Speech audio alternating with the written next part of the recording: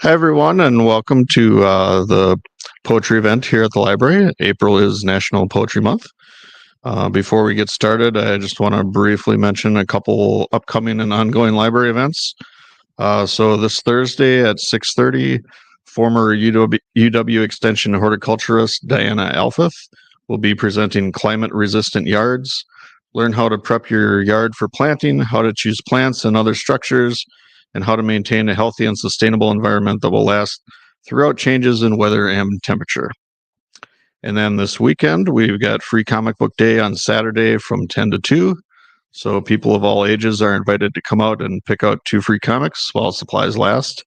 And that's in partnership with the Source Comics and Games. Finally, the All School Art Show is running in the gallery through Thursday, May 15th. And our semi-annual book sale continues in the lobby now through Saturday, May 10th. So I am very honored tonight to welcome to the library Wisconsin's current poet laureate, Brenda Cárdenas. Brenda's term, which runs from 2025 to 2027, will see her traveling around the state for a variety of programs. But I'm pleased to say I think we're the first to host her here in far western Wisconsin. In addition to being the author of 2 full-length volumes of poetry, Trace and Boomerang, which you can check out at the back table, as well as some other chapbooks, Brenda is a professor emerita at the University of Wisconsin-Milwaukee, where she taught U.S. Latin American literature and creative writing for many years. She is also on the board of directors at Woodland Pattern in Milwaukee, which, if you've never been there, is a great little book center, gallery, and performance space run by poets and artists. And in addition to her own work, tonight's reading will also feature some freshly squeezed poetry by Alicia from this afternoon's workshop, Ekphrasis, Writing Inspired by Visual Art. And then I think we will close with a little bit of local poet Thomas R. Smith, who's here in the audience. So, all right, Brenda.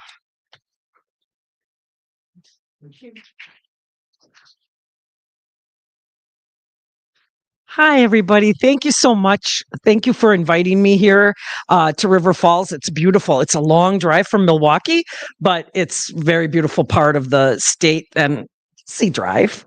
You know, not a lot of traffic. Or I lived for a while in Chicago, so you know, the traffic capital. I swear, except for LA is worse.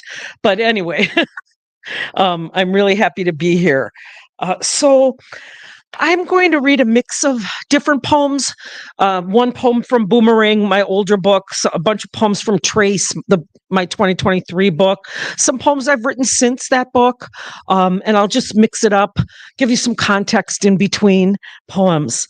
I'm going to start with a poem titled Lineage, which I wrote based on a story that my family, my grandfather told us.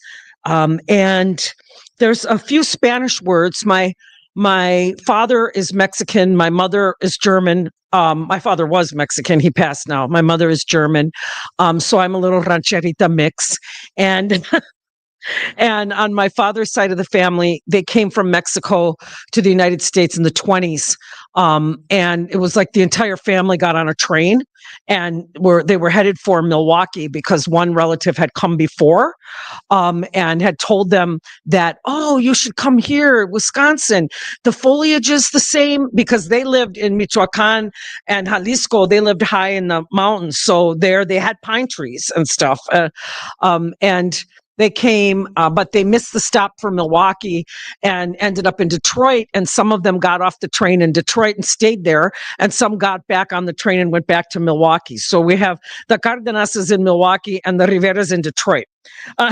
So anyway, this is a story my grandfather told us, but I wrote it as if I'm speaking to his mother, my great-grandmother.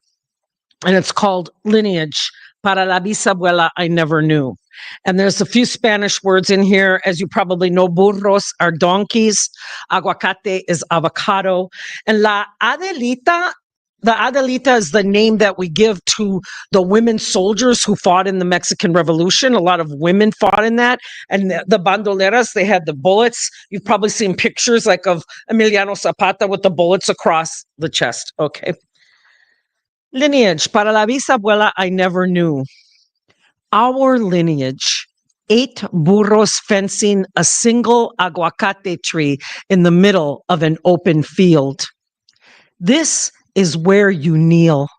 Hide behind the blinking eyes, soft bellies of a breathing shield, tails smacking at buzz-stung air. Torches burn barns to the ground behind you. Daughters grasping both your hands, youngest slung across your breast like La Adelita's bandolera, all because you packed a lunch, tied a sprig of mint in your son's hat. They said he was feeding the wrong side. So they bound his hands and marched him blindfolded 3 days to the next village where a noose wreathed his neck, feet planted like stones on a crate. What if you hadn't burst in, breathless and begging, just before they kicked it out from under him? From under the church that received his sun-beaten body, soaked rags and raindrops of water on clay lips. From under the train that hauled him north with the woman who housed seeds that would sprout ears perked for each other's screaming when she pushed all of us into the singed world with no ring of stubborn creatures to shield us. So thank you. My grandfather was almost hung because, the Mexican Revolution was going on, and his mother had packed him a lunch that he was taking to work in the fields, and they thought he was feeding the revolutionary soldiers. So they dragged him through multiple towns and almost hung him, and somehow his mother got there in time and pleaded and begged and said, no, that was just his lunch, and they let him go. So I'm here. Anyway, so he grew up in a little duplex in Milwaukee. And my aunt and uncle owned the house, and my parents rented the upper flat. And my aunt was my father's sister. So she was Mexican American, and she married a first-generation immigrant from what was then Yugoslavia. So I grew up in a household where there were all these languages spinning around all the time. And this poem references that. They were also, she couldn't have children. And so they became like second parents to me. She really was my second mother. I was downstairs all the time because I didn't have to fight for attention. Upstairs, I had 2 brothers. Downstairs, it was I got all their attention. When we moved away from Tia Elia's and Uncle Carl's 1968, I almost stayed put. We lived above them, see? The minute the door creaked open, me shouting from the top stair, Uncle Kaku, come get me. Tia Elia told me stories day and night, taught me to draw, paint, write. I wouldn't climb home until my eyes had grown heavy as the whole planet. She put magic spice in the food, made it taste like what people must eat in heaven or Mexico. She'd sing Sana, Sana, Colita de Rana all over my bumps and bruises, and believe me, they would disappear. Uncle Carl always wanted me to teach him to spell night, knife, all those silent letter words, because he escaped from Yugoslavia when he turned 14 and was still learning English. He learned Spanish pretty well. Abuelito's kind that calls owls tecolotes and straws popotes. Tia Elia's phone conversations with Tia Chole never got past him. He taught me to say English in German. I want to go to work. Then we tried to add Spanish, but wound up sounding like Hansel and Gretel in a taqueria. They named me Cacahuate Mantequilla Princess Red Cheeks. And I was the queen of peanut butter, sticking to them like a sandwich to the roof of your mouth. Thank you. It was actually my uncle too, the Slovenian, the Yugoslavian, who named me Cacahuate Mantequilla. So in that house, just language was just all mixed up. And I always say my first language was really kind of Spanglish, more than it was pure anything. Okay.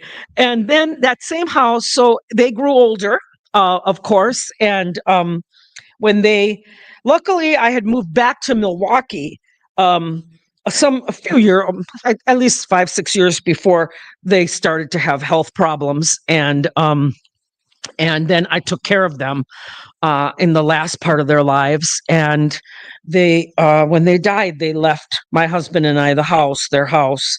So I'm living now in the house I was born in. And this poem is called Keys. My uncle and aunt left me 2 hands full of keys, some to lost padlocks, some so worn they no longer turn in locks that block me. One might let me into his mother's tavern or childhood farmhouse in the old country. Another to a diary describing the scorching desert her parents crossed to this land of maples and pines. A few keys kept safe her treasures, not worth a dime. Plastic purses, ring with a blue glass stone, christening flowers once pinned to the white dress her brother wore 42 years before he burned black beneath a Pontiac set aflame by the drunk who hit him in a perfect perpendicular. Letters written in her husband's mother tongue that no one left here can speak. Skeleton key for the cedar closet opens to 3 generations of handmade dresses, skirts, suits, tight in their plastic sheaths. And at the very back, her tiny wedding dress. Pearls tinted gray like her hair on the pillow the night I couldn't find the key to her breath. I remember the strands as silver streaks across a white sky, keys to a door none of the living can enter. And then one more kind of family poem about that house. That house has always meant so much to me that living in it now is just like, I said to my husband, I'm really finally home. And my uncle was an electrician. He got an apprenticeship when he got to the United States, and that's what he became. And the man could fix anything if it was analog. Anything you put in front of him, he could fix. So he had this little tiny workshop in the basement, which we have preserved. We finished the rest of the basement because my husband's a bibliophile and has 17 million books. But that we left. And this poem is called Close the Door, Don't Touch That. Even though it's nothing but a mess, jars and coffee cans of screws, nails, bolts, nuts, O-rings, spools of wire in 6 different gauges, pliers, flatheads, wire cutters, Phillips. How many hammers, wrenches, how many light sockets, electrical housing, years out of code? Hand saws dangle from pipes. Bits of chain and twine loop, crawl like leafy vines. A table saw blocks our path to the back of this pantry-thin basement room where the vice's jaws bite a slice of twisted metal. All dust and clutter, all manner of making or fixing out on the workbench waiting for us to wind it alive like a music box, like an old phonograph with its trumpet flower mouth. A drill lies on the counter expecting Uncle's hand, and I'm in a high chair, all eyes, dazzled and reaching for everything that sparkled, everything that could do something I had yet to imagine. So thank you. That's my family. And then I have a few more kind of childhood poems, and then I'll go in a different direction. Oh, wrong book. This one. This one is called Buckets Full. And I had the honor of a musical group from Greece came to the United States, and they chose poems by a number of different poets in different parts of the United States, and they wrote music to the poems and then sang them.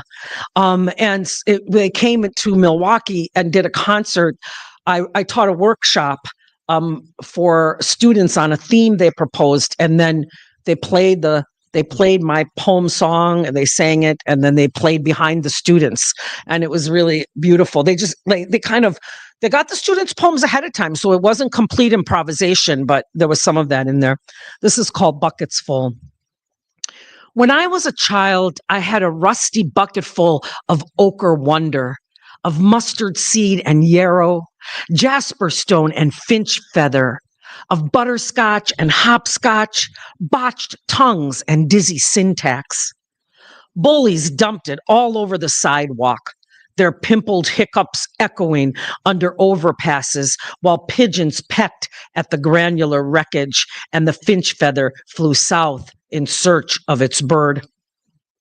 Others stuffed my bucket with snarls and suffocating toadlets, ravenous revulsion and arrogant sermons. One held a bucket full of Jesus to the sky, and the buckets multiplied. I snuck away with the ugly bucket, scratched by stars, dented by dark clouds, the lonely one, ready to carry friends like shells and seeds, water and bone, caterpillars, ladybugs, mud and stone. So, even in the city, I was a nature girl. Okay. This one really doesn't need an introduction. Fat red tomatoes. Every summer in the Midwest, mosquito luring sweat simmering on our necks, we ankle biters relished the midday sirens, radio and flashlight, all our little feet padding downstairs to the cool basement where we had to wait out the warning. Mom and Grandma described fat winds spinning into funnels they called tornadoes. But I thought they'd said tomatoes and pictured giant red fruits twirling like supercharged tops in the air, ready to splash ketchup all over our windows, then gang together, their menacing eyes poking out of thin skin and sharp teeth ready to chomp me in two. This was my nightmare, until I finally watched the swarming funnel in Kansas pull Dorothy's house up by the roots and throw it down hard on the witch's striped socks and glistening red shoes. Then I understood that tornadoes ate everything in their path, including my little piggy's baby brother and all the tomatoes Grandma spent afternoons tending in her garden. Tomatoes don't have feet to walk away, so I couldn't figure out why she wrapped them in chicken wire until one day it dawned on me that the wires were prison cells because tornadoes were really gangs of tomatoes ready to turn us all into sauce. You remember those tornadoes we used to have? Did you have them here? We're on Lake Michigan in Milwaukee. When I was a kid, we had tornadoes all the time. And now there aren't so many. We hardly have them at all. But just last night. Okay. Yeah. Okay. Here's one that's pretty self-explanatory. It's after, I don't know if you've read the poet Natalie Diaz, but she has a poem called The Top 10 Reasons Indians Are Good at Basketball. And this is the top 15 reasons Mexicans love tortillas. Because Están hechos de la diosa maíz. That means because they're made of the corn goddess. Because they are the spoon and fork rolled up in one. Because we can wipe our mouths with them when we run out of napkins. Because slapping the masa from hand to hand reminds us of playing patty cake with our babies, now too grown up for our silly games. Because we toss them directly on the gas burner and flip them quickly as a spark with our fingertips, no pots or pans necessary. Because when they hit the comal, little air pockets in the masa puff up with hope like hills in flat, endless deserts or bubblegum and balloons on our birthdays. Because they taste like the clouds of heaven the nuns tell us we will sleep on if we learn to form our T's between our teeth with a sharp bite. Because pools of butter melt in their valleys and run down our chins as we clutch them in one hand while we shoot hoops in the other. Because nuestras madres y abuelas pasan todo el día piling them in columns on their red Formica tabletops. Because our fathers tell us how they hated making tortilla deliveries from their coaster wagons when they were boys, and abuela sold the delicacies to neighbors for a quarter per dozen. Because como un año al próximo, because like 1 year to the next, they are circles. Because our eyes feast on golden wheat fields, and our stories speak of yellow, blue, burgundy, brown, black kernels spilling from baskets before the corporate almighty outlawed all but one variety. Because cornrows are not only in our hair, but in our backyards. Because our bisabuela dried the kernels, soaked them in lime and water, ground them in molcajetes bigger than our heads, worked the dough until small, round cakes lay in their hands, because they started from scratch. So nothing like, when I was a child, my grandma always made them homemade, but so did my next door neighbor. Oh, man, just the butter. Oh. I can't tell you. Huh? No, it's 15, but some of them were multiple lines. Yeah. Okay. New poem. Deportation. We were all once citizens of snow, born beneath the stretched skins, taut tarps of our sisters and brothers, stateless citizens of desert doorways, so low our kin had to bow to greet us as we entered the arc of this world. We each held a bowl of slate blue sky, and wherever we carried it welcomed us home. See, there are no nations, no papers, no passports. There are no quotients in this genius heritage, only jungles of bougainvillea that reach like bodies to the morning sun. Iguana tails smacking still air, only ladders to other levels of love. At least that would be the way it was in my world. If I had to say. Okay, and I have one more kind of migration poem, and that'll start the slides. So I love writing ekphrastic poems, which are just poems inspired by visual art. And that's the workshop I gave earlier today. This artist's name is Eric Ricardo de Luna Enel, as you can see. And he has an entire deck, like a deck of cards, of these drawings that he calls Cien Nombres para la Muerte, which means 100 names for death. And these 3 cards are La Jodida, and a nice way to say that is the screwed one. La Huesos, the bones. La Cargona, the one who's carrying heavy things. And he did this whole deck. And I don't know if you've ever heard of the game called La Loteria. Anybody ever heard of it? It's just like bingo. Only instead of numbers being on the cards, you get your bingo card and there's numbers. there's little pictures that are like very simple drawings, like a would you find in a school primer, and then a word beneath. So there'll be a very simple drawing of a tree, and it'll say el árbol, the tree, right? Or a simple drawing of a drum, el tambor, the drum.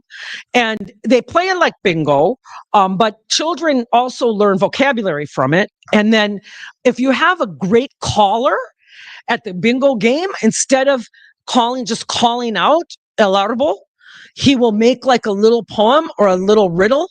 So you have to guess that it's the tree before you cover it, right? So this artist did his own loteria deck, only a very macabre one, right? Because it's all different.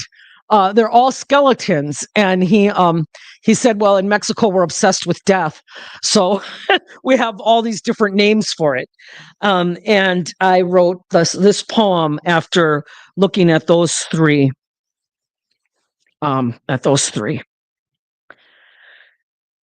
Cien nombres para la muerte, las jodidas, the screwed ones.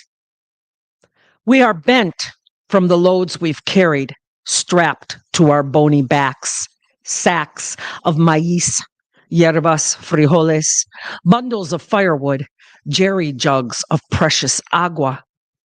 Each Saturday, we haul tall stacks of caged birds to the mercado to sell their captive songs. Their laments, our heaviest burdens. Hobble a mile in our ragged huaraches, holes in their tire tread soles. Follow us to the village of whispers, where the only gritos belong to the wind, empty doorways grown over with weeds, our men's dusty boots waiting years for their return. Look into the cenotes. A cenote is a well, a deep well. Look into the cenotes of our eyes. You'll find no fish, no flores, no monedas, no coins. Only sacrifices with their mouths full of mud and the dread of our itchy grins. Then tell us you would never risk wrapping your little lamb in a rebozo, grabbing your withered staff and heading north, devil's son, scorpion, migra be damned. You'd fly for the birds whose latches you could not unlock. You'd fly, so the only satchel your daughter hoists on her shoulders is heavy with libros, lápices y sueños, with books, pencils, and dreams. You'd fly, never believing they would wrest her from your back and lock her in a cage. So that I wrote when they were, separating children. Well, they're doing it again, but when they were separating children and locking them in those awful cages. Yeah. I looked at this and then that was all I could think about. Okay, so some more ekphrasis. I'll do a few more. This is an artist named Remedios Varo, and she is, I just love her. She's kind of a surreal artist, and she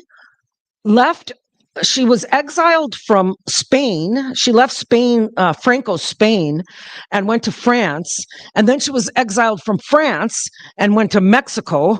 And then in Mexico was where she spent her adult life and did all her painting. And this painting was called Ruptura, or Rupture. And I believe that's like a Carmelite nun. And I just find her work fascinating. So I wrote this after that painting. Rupture. The Carmelite folds like a bat into her ochre wings. Eyes from all 6 windows conspire flight. Cloistered gaze shifting in a suspicious wind. Everything curls into this spectral eve. Snails coiling from the veins of leaves, curtains unlashing, sprung tongues. Released, a flurry of onion skin spells flock to lips. Whose vow will break against an orange sky? Whose swoop and whir? Whose murmur? Sister is a closed umbrella, gathering thunder in the V of her cloak, a storm in her singular step. So I kind of did a I don't know, a kind of fall Halloweenish poem from that piece. But I just love her. Her imagination is crazy. Her father was a scientist. So in a lot of her paintings, you'll see like she's created a machine, but it's not a real machine. It's this imaginative machine. Yeah, she's pretty fantastic. And then this one, I just was asked to write this poem in response to this sculpture for an art museum's, they're having their triennial show, and they wanted commentary or poems that they recorded so that people can listen to them as they go through. And this is a video. I don't know how to make it play so you can see what the piece does. I didn't have a choice. They just gave me this. And I had to work with it. But it's pretty cool sculpture.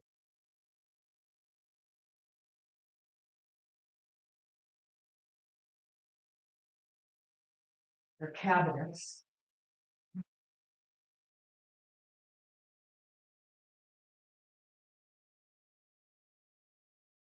This is Katie Houdinall. These are all Wisconsin artists. And she calls it Symbiosis #2, Pair of Cabinets. My poem is called Opening Doors, and it's for my husband.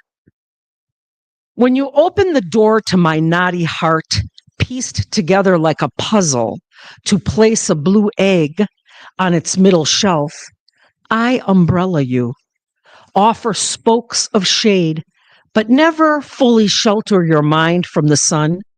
Never block your thoughts from buzzing and hovering like dragonflies above my mind's eye, watching them take shape. And haven't you also done the same for me? Architects of each other's joy, we teeter-totter to the dance floor, where you are so nimble, I'd swear you rode in on wheels. Our steps mirror each other until I lean back, grasp your fingertips, and we spin like our children used to do before falling into mounds of leaves or snow. You always manage to keep our precarious balance, despite the screws in your knee and my spindly spine, all our reclaimed parts, adding one more ring to our tree's trunk. Such are the mathematics of marriage. Some mornings I look like a raggedy old fence. You feel like a TV antenna in a storm. But we glide through most days in our wooden canoe, river streaming beneath us, pine needles spicing the air, and a great blue heron standing tall in the reeds. As if we had never seen one before, we point in unison and say, "Look, over there." One day, we won't need cabinets, canoes, fences, or antennas, not even our dancing shoes. But for now, let me hide a surprise on the shelf in your heart while you open an umbrella to the rain soaking my grateful head. So that's for him.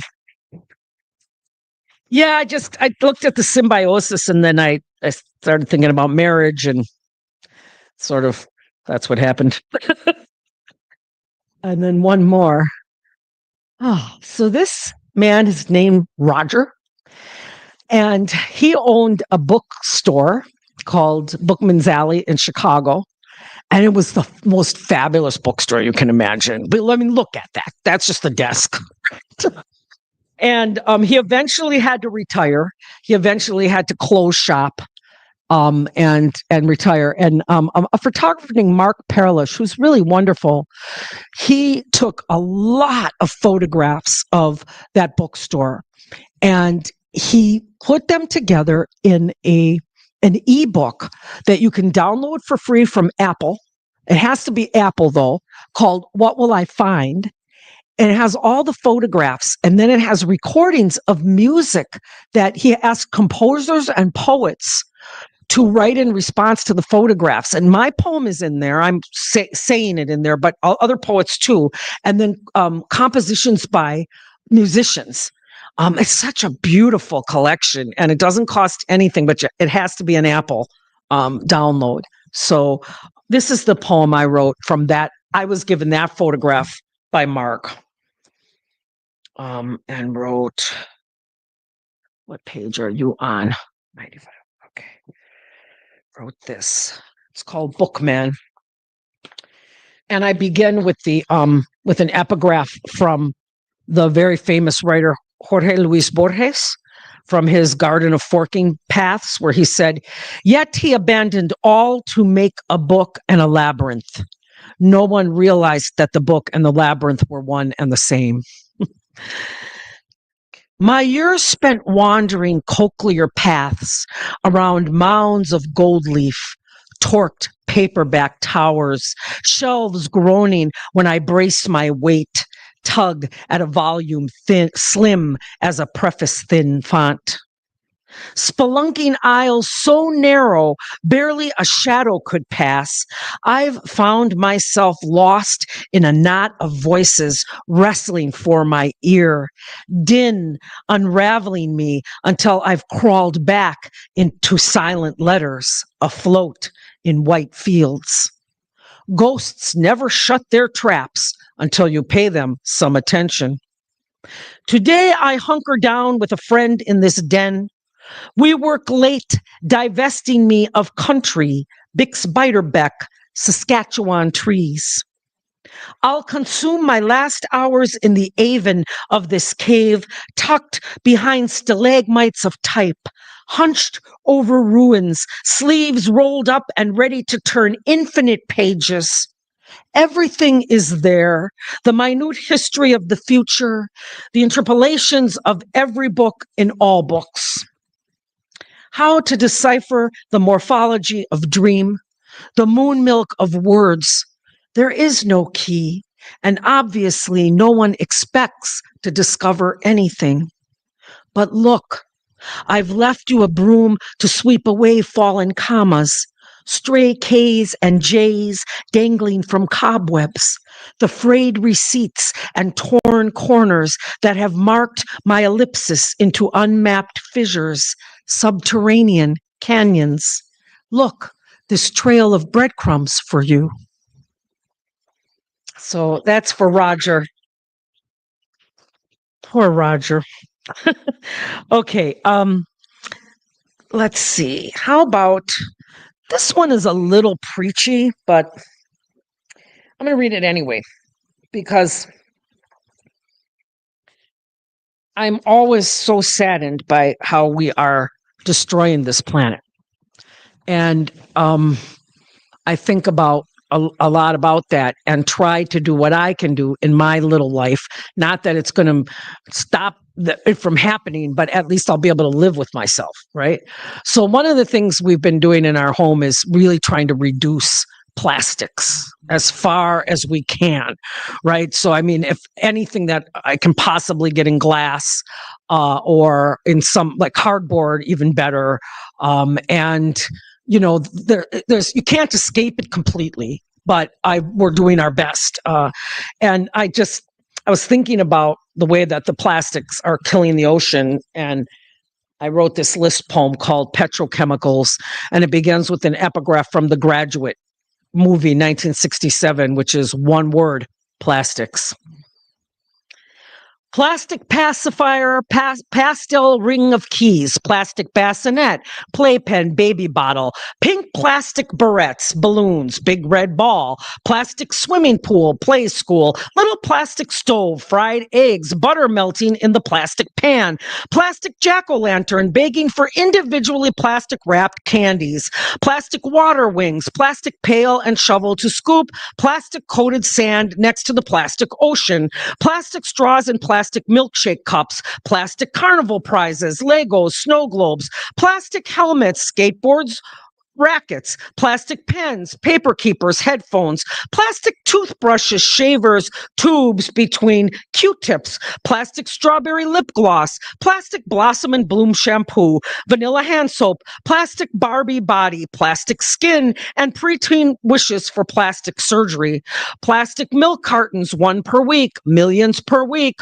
plastic mayonnaise, ketchup, mustard, plastic serving tray, plates, plastic forks, knives, spoons wrapped in plastic to eat plastic hamburgers and sip plastic Pepsis right out of the plastic cooler. Giving you a headache? Plastic bottle of Excedrin, plastic coated capsules, and a plastic cup of water to lube your plastic joints. Put on your plastic eyeglasses to find them. At the store, a plastic bag for each lemon, bunch of broccoli, handful of Brussels sprouts for the single tomato, paid for with plastic, and all packed loosely between plastic smiles in ever more plastic bags. So if you think about it, I tried in that poem to start with childhood, babies, and move all the way through, right? And our lives, it's just, and when I was a child, things came in glass, but they don't anymore. It's so hard to find, so anyway, that'll be the end of my preaching.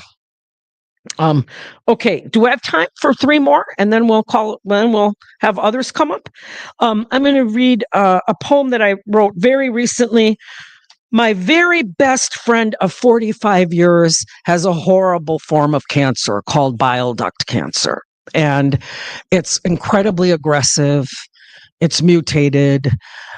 They're doing what they can. It doesn't look good, but she's trying to do all kinds of things. And, it's amazing what they do to people. But anyway, I wrote this for her, and it's not about the cancer, but this is for her. Her name is Janet. When she calls to tell me, her ringtone on my phone is the sound of crickets chirping at dusk in an early autumn meadow, because I picture her standing in the tall grass of the family farm that was no longer a farm by the time she was born, but a forever field with a muddy drive that took at least 3 football fields to ascend to the house, like a mouth with missing teeth greeting us. In only one room could we avoid rain splashing through gaping holes in the roof. And it was there we percolated coffee and future poems, roasted marshmallows on the wood-burning stove, fell asleep in our sweatshirts on cots to the sound of mice, a family, pinging kettle lids and tinkling silverware. When the little hairs on my neck stood up at the thought of them climbing on my cot, tails brushing my cheek, I listened instead to the low flames crackling in the stove, to the slow, steady stream of her breath, to her crickets singing. Yeah, it's 45 years. I really don't even know how to be in this world without her, but I guess we have to figure it out. This poem is called Afterlife. But it's got a space. Afterlife. Where is it? Where are you?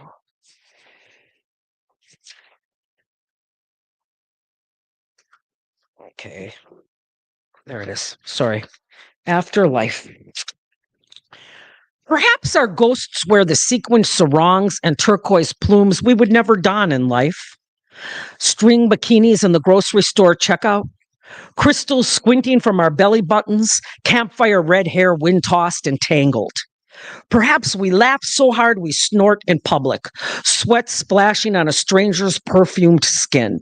We swing our botero hips, pucker crimson lips for kisses from passers-by. We befriend all the invisible canines nipping at our skinless heels. Perhaps we dance limbo, lowering the stick, no worry for pulled hamstrings or broken backs. So we shimmy and twist, play air guitar on our ribs, hit the mosh pit, body slam and body surf. We call in sick, perhaps we never go to work. Perhaps we lick the nape of a lost lover's neck just to remind them we once tangled in the blooming garden of their chest before neglecting to pull weeds or water thirsty roots. Perhaps we envelop them with quiet amends. Perhaps our ghosts sip martinis and toast the stars, awake all night, lake lapping in our conch shell ears, endless blue-black waters echoing the loon's tremolo, its seamless switch in pitch to remind us that another is always present on a distant shore. There's nothing I love like the loon. Man, they're so beautiful. Their calls, oh my, I just love them so much. And I'll end with a poem for all of us, kind of, I don't know. We'll see. It's called Against Insularity. I mean, we need community, right? We need community, not insularity, not all this, me by myself in my little house. No, we need community. Against insularity. Let us push air into our splenetic bubbles until they contain brimming worlds we can plunge into. Blood orange skies tinged with lavender beyond the horizon we've never traversed.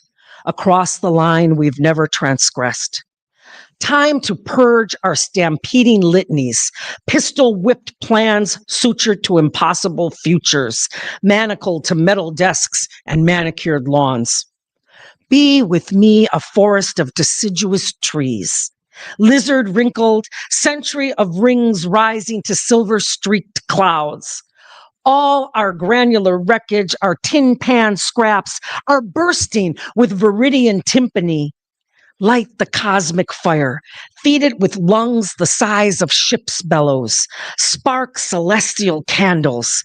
They will cluster into amethyst constellations like the lilacs we were born to be.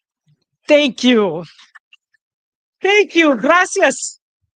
Thank you so much for being so attentive.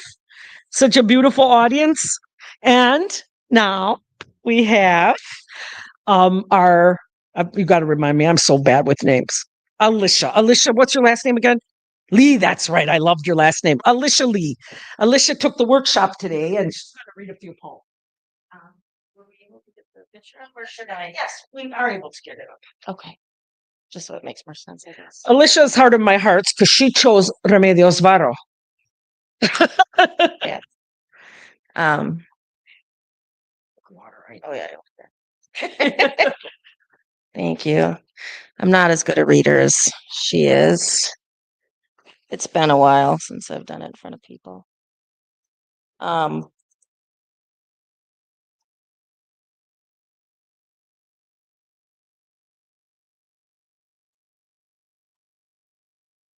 a long password. Okay. So I was going to do one on this that we did in the workshop, and then with your patience, a couple other ones. Is my volume okay?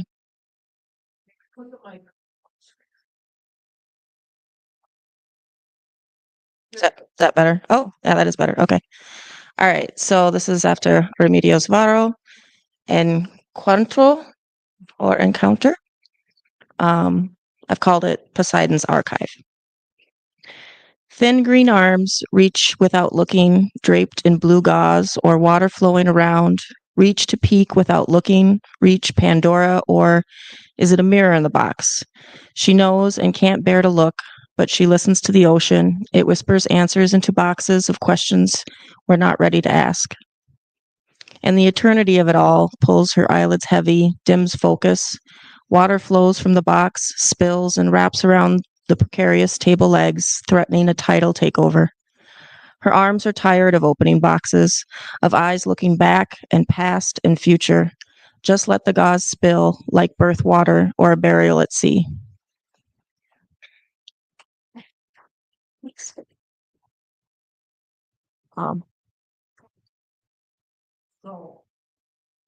Well, I believe poetry should be brief and in the moment. You got to capture it before it floats away like a bubble.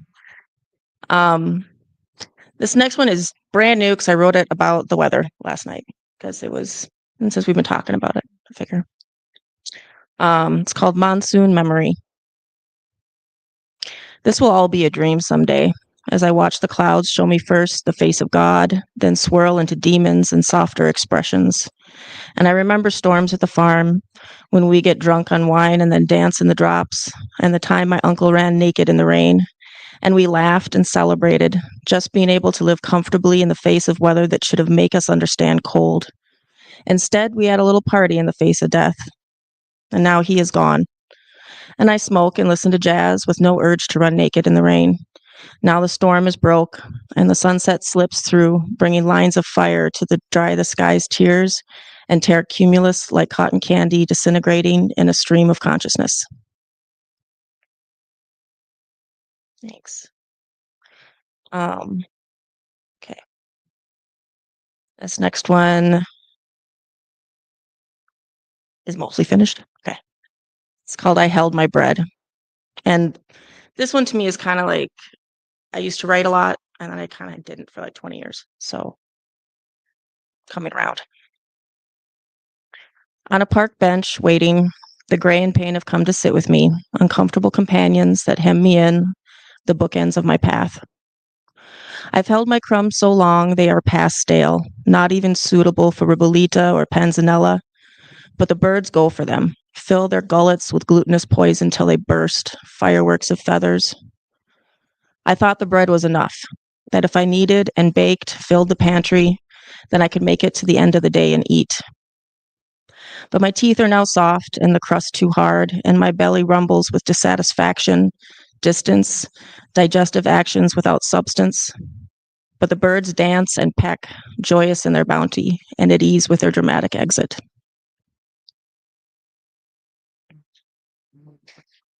Kind of still working on it. Thank you.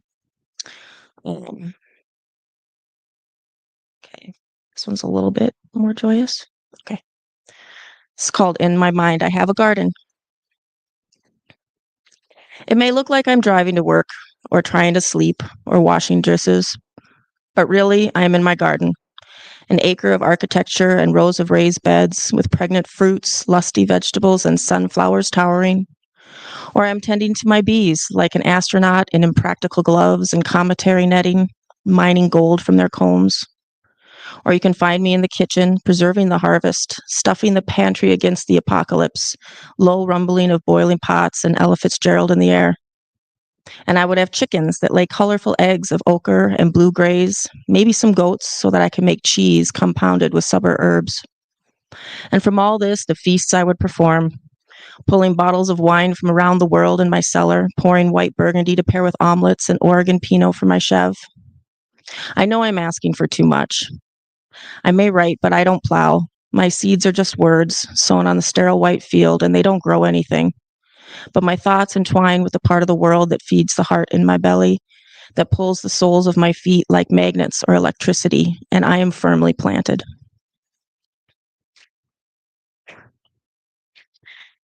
I'm going to read one more short one because you guys are so sweet and patient. And this. It goes out to a lot of people I've lost. It's called Anchor. Some words are weighty, like dying, died, and death.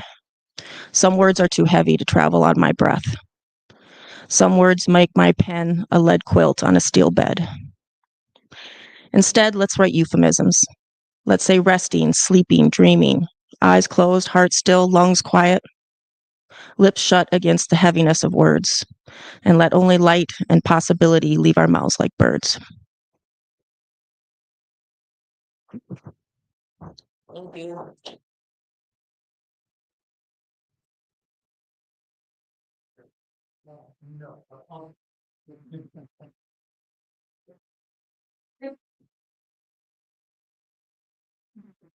Hi, everyone. My name is Thomas R. Smith. I was drafted to finish up here. I just lucked into it. So thank you for coming. It's wonderful to have you here in our town. I'm going to read 3 poems, and they're all from a little,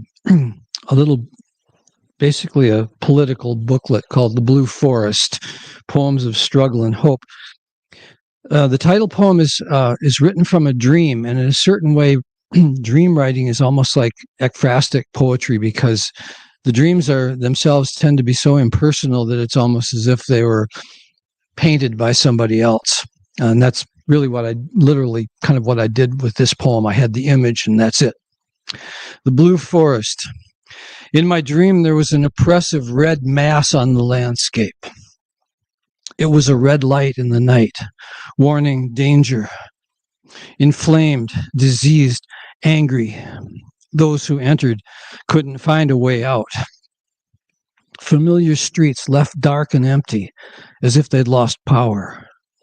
But there, on that unlit map, I saw a spot of blue, like a piece of sky settled to earth. Calm and healing. Those who entered could freely come and go. It seemed to me a kind of blue forest, refreshing and safe, from which to look out onto the overshadowed land, with its promise still alive to those sheltering in peace. So, there's a lot of unconscious symbolism in that. Make of it what you will. This poem is from 2011. It's not, I have to say that because a lot of people think it's about somebody that it's not about. But hear it as you will. It's called Note to Self.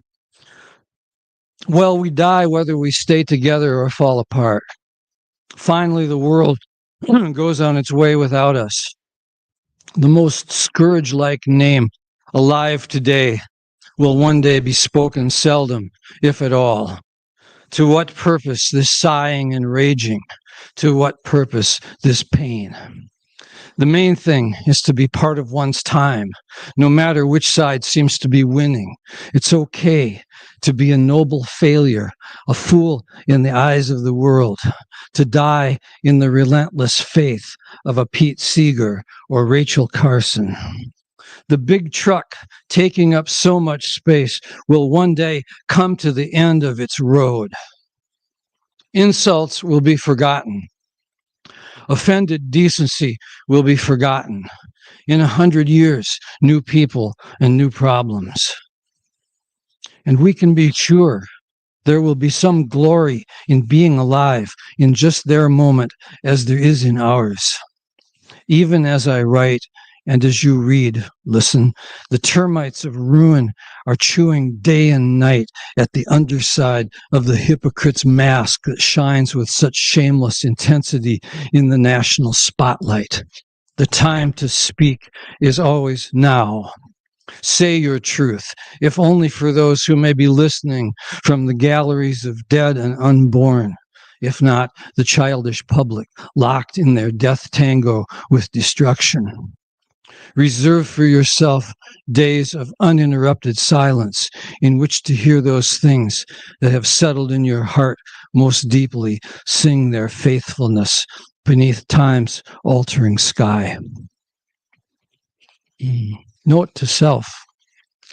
And this is a final poem here. It's called We Belong Together.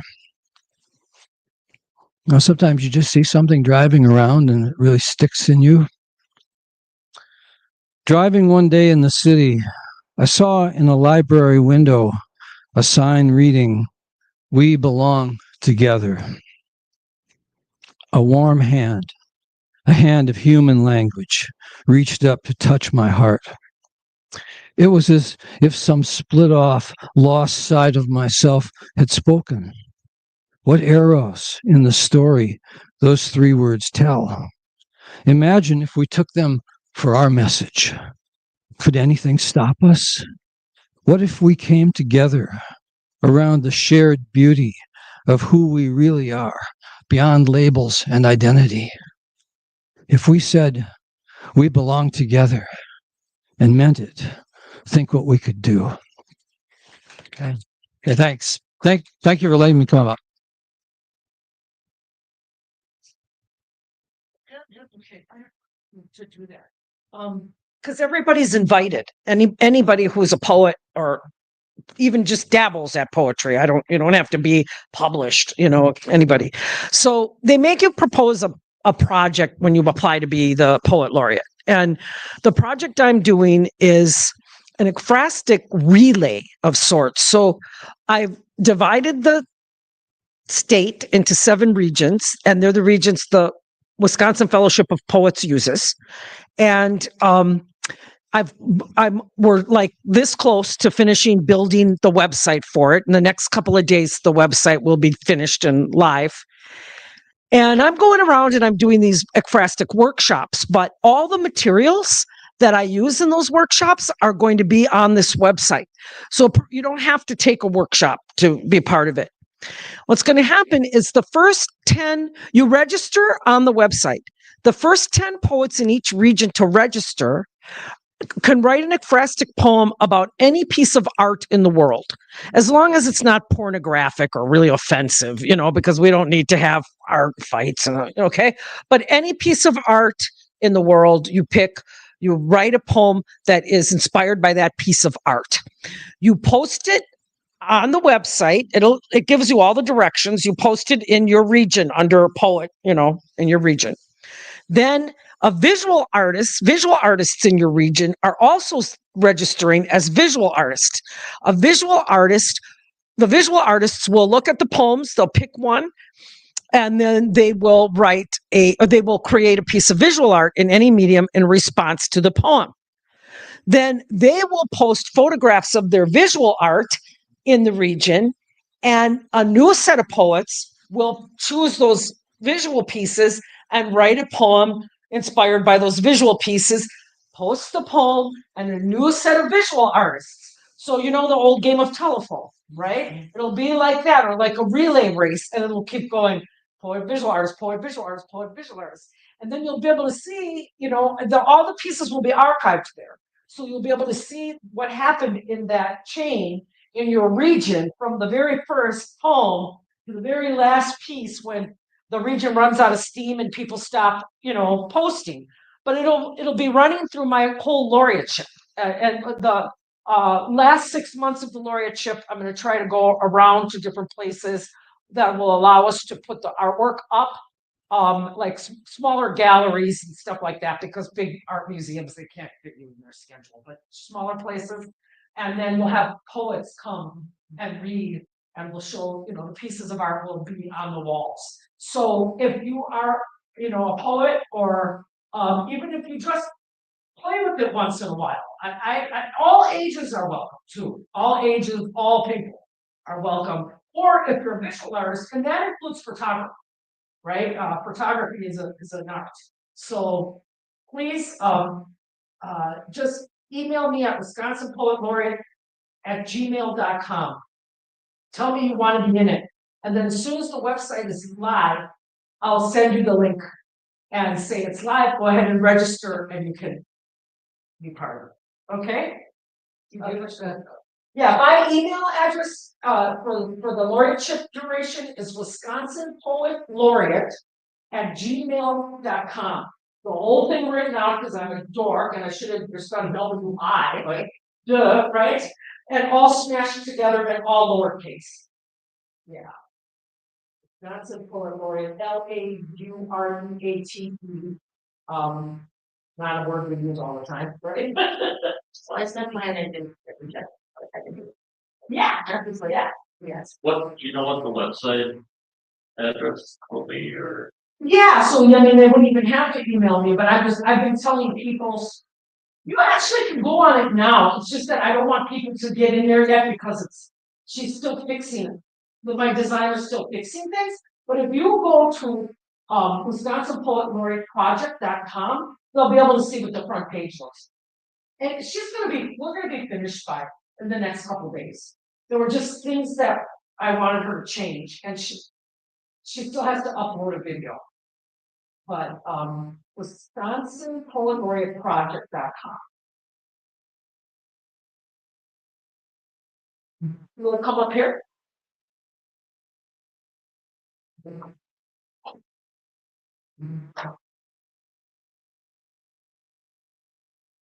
I'll put it up later. Oh, okay. I just was going to show them. Yeah. Well, okay. I'll put it up in a minute. Okay. All right. So anyway, that will be where you'll go. And there's a to register, I mean, to see all the teaching materials, or whatever you want to call them, instructional materials, you have to register. You only see parts of the website. That stuff is all on the back end, so you have to register first, and then you'll get to see it there. That's what it looks like. Yeah. That's what that one page looks like. And I'm hoping that these relays last a while in each of those 7 regions. There's a map up there too, so you can tell what the region is, whether you're region 1, 2, 3, 4, 5, 6, 7. And how the Fellowship of Poets came up with those regions, I don't know. But I just use theirs because we do the reinventing the wheel, right? Like, and that's what and then you see that join now, you just go there to register, and it's not yeah. Well, you can go, like, if she clicks about, you can see some of it, but there's things missing. So if you wait a couple days, then those things will be there. Sure. Can you click about? So we can, just emailing me, you can go right to there. You can go right to there. Yeah, okay.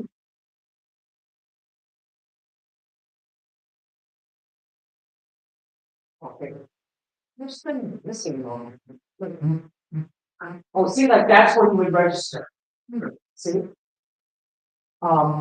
There's more on that page, but I don't know if it's just the screen or maybe because she's still doing stuff to it. But there's a bunch of things. So there'll be a video of me talking about Ekphrasis.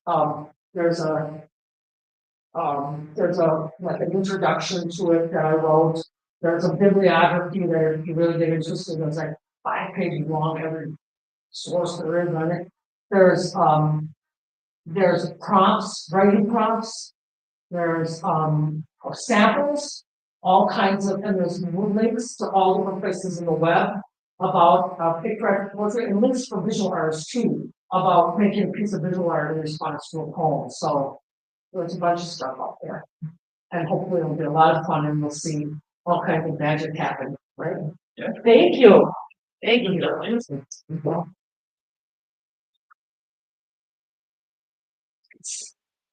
First about how you became. Sure.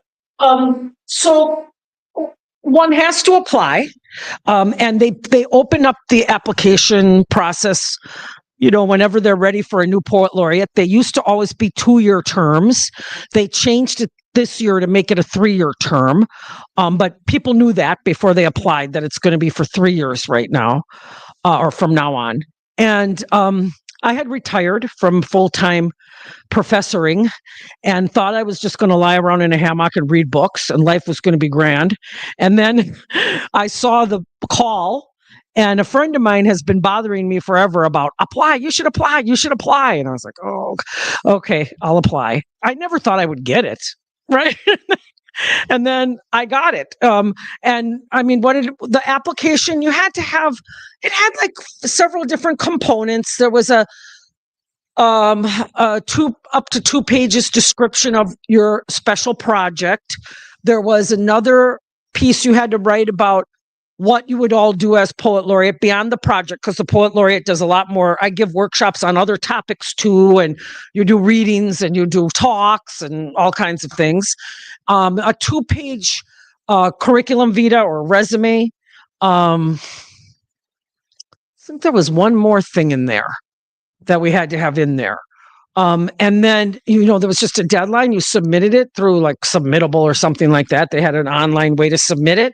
And then they narrow it down to, I don't remember how many, if it was 5 or something. And then they interview those 5. And then they choose somebody. And I just got lucky, right? And they chose me. And I thought, I loved teaching. I did it for 35 years. But it was at the point in my life where I was just tired of grading.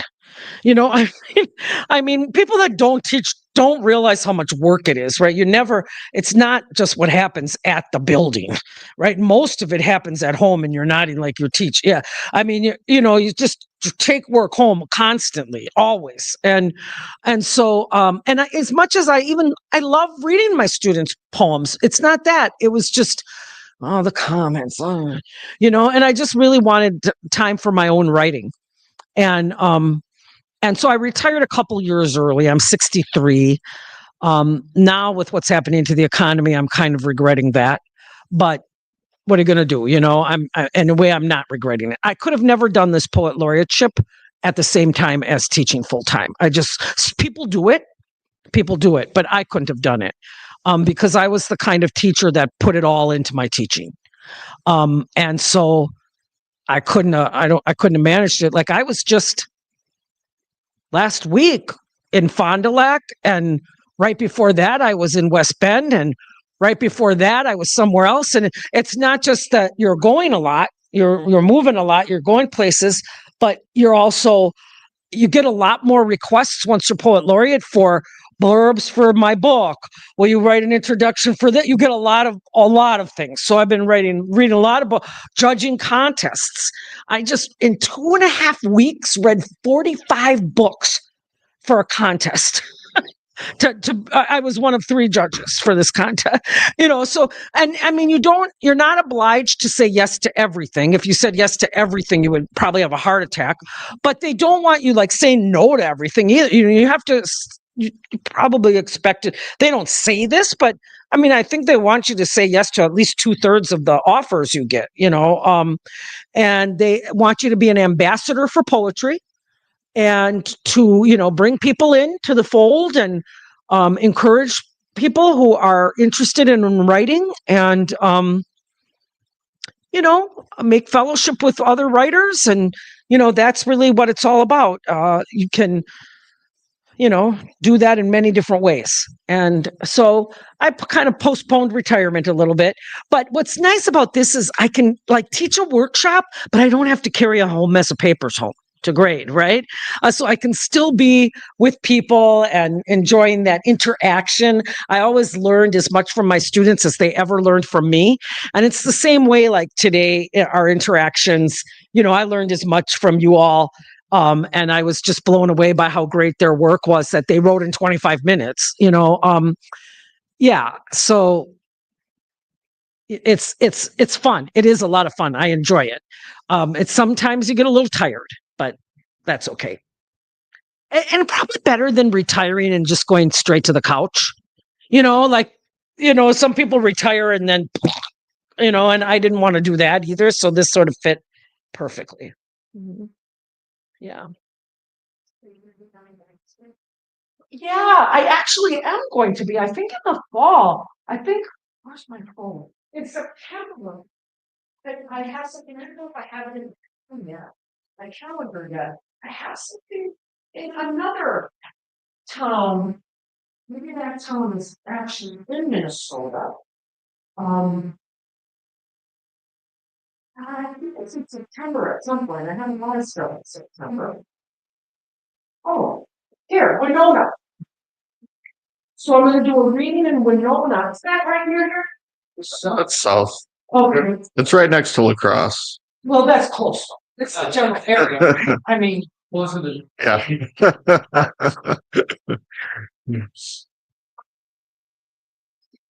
yeah, high school. And then from there, I might see if I can get, as long as I'm going to be in the area, see if I can get something at UW La Crosse or UW Eau Claire. And I also probably might go to the when I'm doing that, because I was thinking that when I was driving up here for this, I loved this. I have no complaints.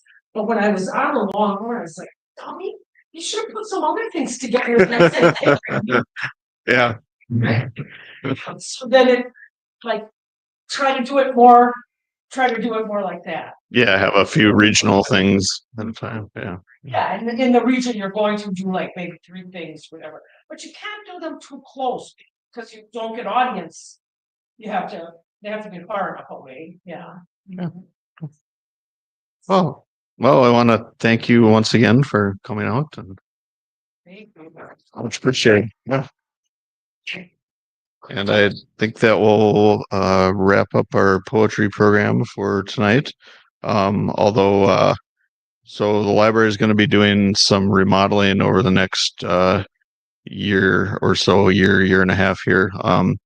But maybe by the time we get all that done and you get to the end of your term, maybe we can bring your ekphrastic exhibition here to our gallery space, especially if we have some area poets who took part in it. So that would be neat. Yeah. To send stuff to, so we'll see if they do, but yeah, be great. All right. All right. Thanks everyone who came out and participated, and everyone watching online. Have a good night.